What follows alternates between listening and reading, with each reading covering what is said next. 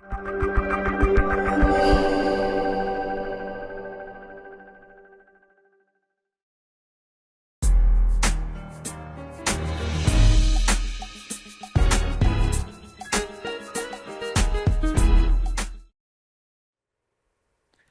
to another episode of Financially Irresponsible. I am your host, Rahkim Sabree, and today I'm going to talk about couples finances. So we'll start off this episode with a case study. This is the scenario.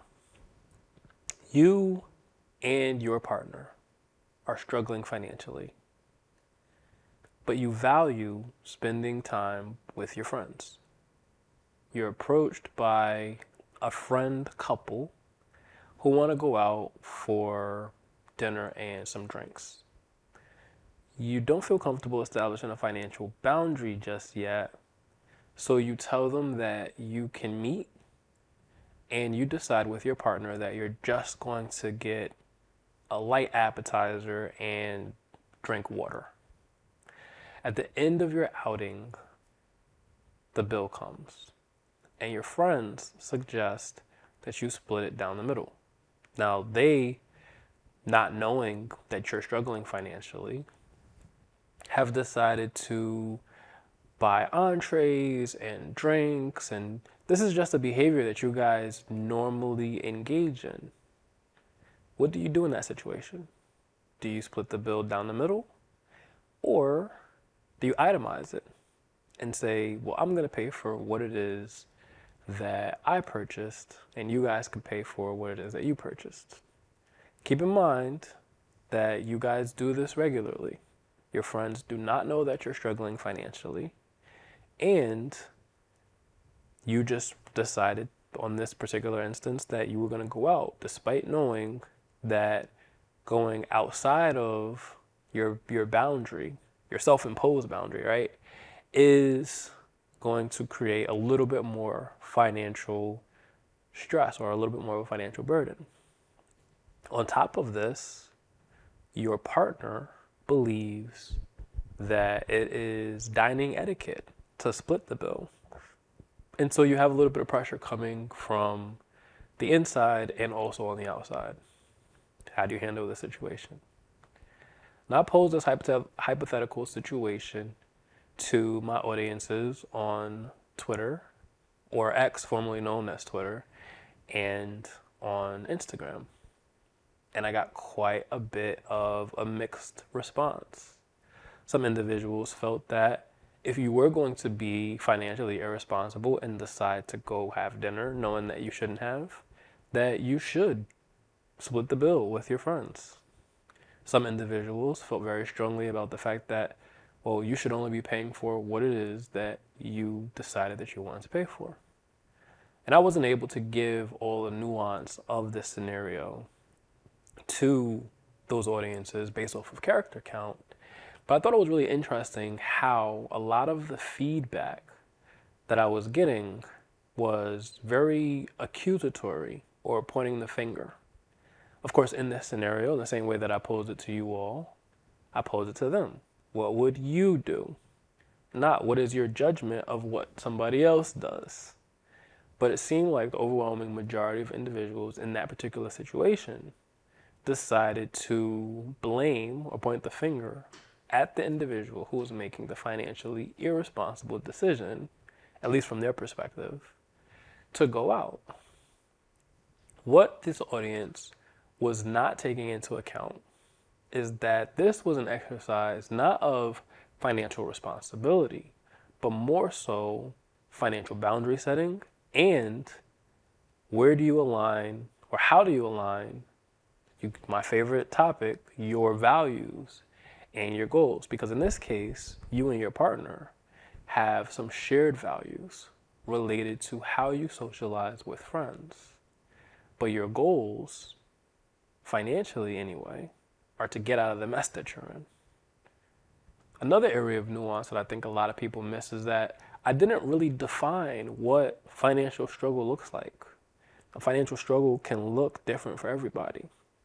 Financial struggle can look like maxed out credit cards, or it can look like, well, I didn't account for this in our budget, and so we're going to be in the red this month or this week.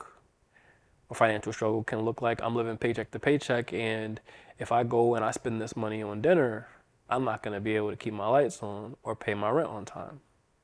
And so, of course, because there's a wide range of how these situations can be defined, I thought it was very interesting how people, first of all, position themselves as being completely financially responsible, and that every instance that they've ever been in, they made the right choice. And two, that most of the individuals was giving me advice as if this was a situation that I navigated, and basically telling me either that I need to pay for what it is that I've eaten, or that I need to split it 50-50. And so I thought it was really interesting to bring this scenario to you all because it sparked a lot of conversation. And as we talk about couples' finances in this episode, I think that it adds another layer that I don't usually talk about, right? Now we're dealing with dual value systems. We're dealing with dual goals. And in a lot of instances, couples, although they may make it their best effort to make sure that they are aligned in the decisions that they make financially and otherwise, may have a mixed match in where they place their values and their goals financially. Their income can look different. Their money stories can look different. Their backgrounds, how they grew up, what they observed about money, whether or not they came from money, can all look different and can all influence outcomes related to how they navigate their finances today. And we know, or at least we should know, that the number one leading cause for divorce is usually cited as being financial. And so when we talk about couples and money and how to navigate the challenges of finances within a dynamic of two different people, two or more. Certainly there are couples out there that have more than the traditional two, but two or more different people's views and values and incomes and spending habits. All of this can create either harmony or massive disharmony, and can make the individuals within that relationship question themselves as they've made decisions or they have values and they want to hold on to those values, but their partner feels really strongly about moving in one way versus another. A lot of the conversation today on social media is certainly centered around what is the role of the traditional role, rather, of the man in the relationship as a provider, as a protector. Should he be the one to basically bring home the bacon, make the big bucks? Or how does the man feel in navigating a relationship where his wife or his partner is making more money than he is? Of course, we're talking about traditional male-female couples, but I'm sure that this dynamic exists in non-traditional couples as well. And in those particular situations, how is their navigation? How is their balance? Because of the perception of how money or what money represents and how money defines us from a position of respect, from a position of accomplishment, from a position of success, and ultimately from a position of partnership that says who makes the most money gets to make the rules, or are we a team? Is your money my money, and vice versa. And so as we kind of transition in this conversation, I noticed on social media as well that there was a post, or rather an article shared by Entrepreneur Magazine that basically has a quote from Kevin O'Leary from Shark Tank, Mr. Wonderful, who says that in marriages, couples should not intermingle their finances. They should have separate accounts, and that they should be managing their money individually. So of course I go back to my reliable audience on social media and I say, hey, what do you guys think about this? And again, mixed feedback. And of course, there are different variables that influence that feedback. Maybe some trauma, some relationship trauma that influence that feedback. Individuals who are single, who are not in a partnered relationship, have a different set of opinions from individuals who are currently in a partnered relationship, or have different feelings from individuals who were previously in a partnered relationship, but that relationship didn't end so well. So people feel very strongly in the perspective of one versus the other. Everybody should keep their accounts separate, or we should have our accounts joint. If we don't have our accounts joint, then are we really a partnership? And in my tenure as a banking professional, I'll never forget, I remember a couple came in and they were pretty wealthy. And the husband says to me, you know the secret to our success financially? And I'm like, what's that? And he says, we keep our money separate. I'm on her account, she's on my account, so we both have access. But I do with my money what I want to do. She does with her money what she wants to do. I have my own assets, she has her own assets, and it works. And I thought that that was so interesting because going back to this idea of having the individual versus the joint accounts, it kind of combines both. Certainly, they both had the ability to go into each other's accounts because they were co-signers on each other's accounts. But the husband knew which account was his and viewed the money that was in that account as his money. And the wife, the same thing. From a security or even an estate planning perspective, having each other as co-owners on the account eliminates the need for them to kind of go through probate. In the event that one or the other passes, the ownership stays intact. So if the husband dies, the wife still has access to his account and all of his money without having to navigate any kind of legal rigmarole, and vice versa. But they maintain that what was theirs, and they did have a joint account that they had, took out some of the household expenses from, or some of their shared expenses from. But beyond that, financially, they maintain relative independence. Now, as I remember this scenario, I think about some of the conversations that I've heard about recently around the rise in popularity of individuals using either a prenuptial agreement or a postnuptial agreement that says, if I'm coming into this relationship with a certain number of assets, then if this relationship were to end, I leave this relationship with those assets.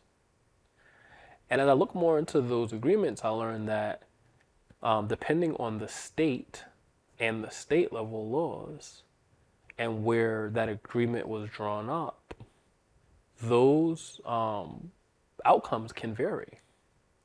That certain states will consider what's referred to as community property.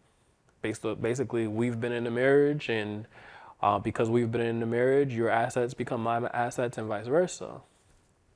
And so it really depends on where you are in this country when that agreement is drafted and where that agreement is drafted, and whether or not that agreement is going to hold up in an instance of separation. And because there's such this hyper focus on separation, it begs the question of whether or not people are going into these unions, most specifically a marriage, with the intentions of being in that union for the long haul. Or are they just protecting themselves just in case? And so, again, this opens up a huge can of worms, right, in terms of the different value systems and the different beliefs that individuals have as they navigate not only their personal finances, but the personal nature of finances within their relationships. I certainly have seen horror stories of individuals who were once a couple and decide that they want to go part ways, and money makes the situation very ugly. Maybe the spouse, or rather one spouse, has amassed some significant income or rather some significant assets, and the other spouse is like, well, we've been in a relationship for this long, or we have kids, which further complicates the issue, and so I'm entitled to XYZ. I've also heard of situations where women in traditional relationships are encouraged to put money aside for their escape fund because just in case things don't work out, they won't be left penniless. And all of these conversations certainly spark a lot of controversy on the internet and within social media because everybody has an opinion, just like the example that I opened up with, when it doesn't apply to their situation or because of a situation that they've been in and they want to, or I'm assuming that they want to issue a word of caution to individuals who maybe they don't want to experience that same outcome.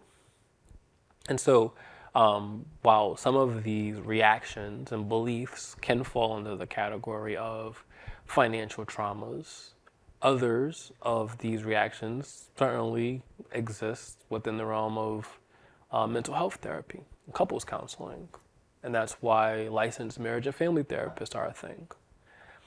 What's interesting though about the field, as I kind of zoom out and take notice of who's in it, is I notice a lot of financial therapists are also licensed marriage and family therapists.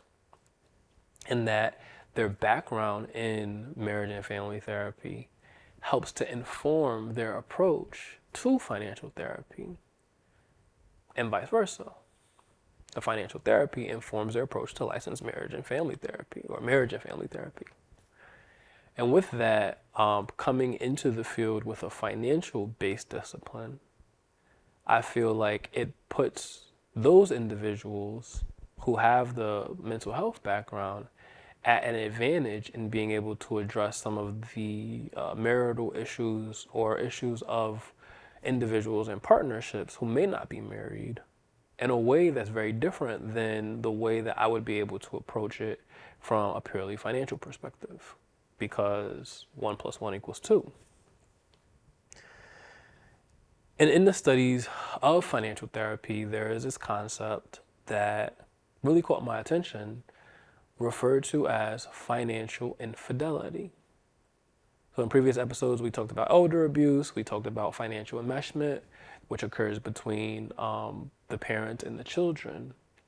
I'm not sure that we talked about financial infidelity, which usually shows up in a partnership where one of the partners has made financial decisions, either hiding money or spending money or carrying debts secretly without the awareness and or approval of their partner. And so going back to the example of the couple that I sat with in my banking career, when the individual husband decides to make decisions around his finances, on spending, on investing, on debt that he carries, he probably won't view that through the lens of financial infidelity, because that's the agreement that they had.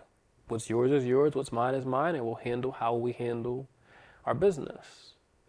But in the instance or the example that I provided, where in traditional coupled relationships between a man and woman, the woman is encouraged to save money or take money and put it aside as a just in case. That certainly would be considered a financial infidelity. Or spending money on secret credit cards, or pursuing things that have a financial cost to it without consulting with your partner would be considered financial infidelity. And so how do we kind of make sense of these different terms and these different variables in relationships while upholding some of the traditional values or views, if that's what we subscribe to in those relationships? And really it comes down to communication. It comes down to going into those relationships and having open, transparent conversations about not only what our current goals and focuses are and how we want to navigate our finances with our partner, but also in what our past looks like financially. What are the variables that influence whether or not we place values on saving and long-term planning, whether or not we value one partner being the provider and the other partner being the maintainer of the household, whether or not we are using our collective efforts and viewing what's mine is yours and what's yours is mine on the same page. And certainly, in the example of financial infidelity, whether or not it is permissible for me to navigate my debts, my expenses, my wants, my needs financially without the approval of my partner or without the awareness of my partner. And so the answer to all these questions really is there is no hard and fast rule around how couples should navigate their finances because, again, personal finance is personal. And in navigating the personal nature of finances as a couple, that's really up to them to decide. And so in reimagining what the family dynamic looks like with a lot of the newer age thinking and approaches to finances, also taking into account the cost of living, lifestyle expenses, geographic location, inflation, et cetera, all of these other variables that make it very difficult for an individual or a couple to live off of one income, regardless of how high. These are all conversations that should be had upfront and often between partners as things shift, as things change, as income grows, shrinks, as there's a focus on building net worth with assets, eliminating liabilities, etc. What the individuals decide that they want to do is on them, but what the unit decides to do together should be communicated. Last thing I'll say before I close is that as we have these conversations about financial infidelity or who should pay the check or who goes out to work, etc., we also want to be mindful of the fact that financial abuse does exist. And sometimes there is a power dynamic that exists, again, based off of who's bringing home the money. And so the question was posed in my Trauma of Money course. When is financial infidelity okay? And the answer was in the event of financial abuse. In the event of financial abuse, we would recommend that individuals take their money, create a plan, and get out. And so, fascinating topic of couples and money, certainly something that I'd like to spend some more time on as time progresses. But there is now the seeing twos, right, when you're dealing with multiple individuals. And I hope you guys enjoyed that case study relating to going out with your partner and having a mixed match in value goals and not having established firm financial boundaries within your own relationship, but also within the relationships that you have with other people. So this has been another episode of Financially Irresponsible. I'm your host, Rahkim Sabree. I hope you guys got something out of today's conversation. And as always, I'll see you next time.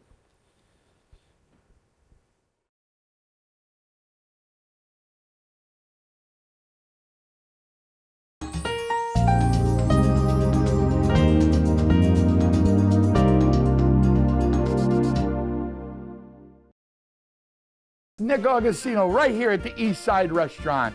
We always have the complete full dinner menu. Knockwurst, bratwurst, sauerbraten, potato pancakes, red cabbage, rice pudding, cream pies, all the desserts that Germany had to offer. I always do something different. Yes, I do. I brought seafood to the beer garden at the East Side Restaurant. East Side Restaurant, your German destination restaurant in Connecticut. Tiki-taka, tiki-taka, hoi, hoi, hoi!